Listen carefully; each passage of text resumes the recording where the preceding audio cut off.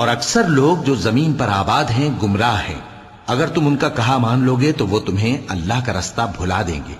یہ محض گمان کے پیچھے چلتے اور نرے اٹکل کے تیر چلاتے ہیں۔ تمہارا پروردگار ان لوگوں کو خوب جانتا ہے جو اس کے رستے سے بھٹکے ہوئے ہیں، اور ان سے بھی خوب واقف ہے جو رستے پر چل رہے ہیں۔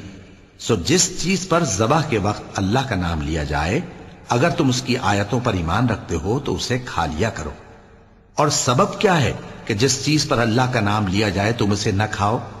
حالانکہ جو چیزیں اس نے تمہارے لیے حرام ٹھہرا دی ہیں وہ ایک ایک کر کے بیان کر دی ہیں، بے شک ان کو نہیں کھانا چاہیے مگر اس صورت میں کہ ان کے کھانے کے لیے ناچار ہو جاؤ۔ اور بہت سے لوگ بے سمجھے بوجھے اپنے نفس کی خواہشوں سے لوگوں کو بہکا رہے ہیں۔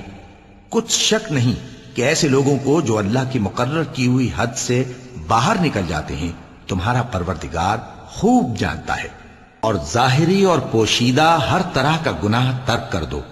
جو لوگ گناہ کرتے ہیں وہ عنقریب اپنے کیے کی سزا پائیں گے۔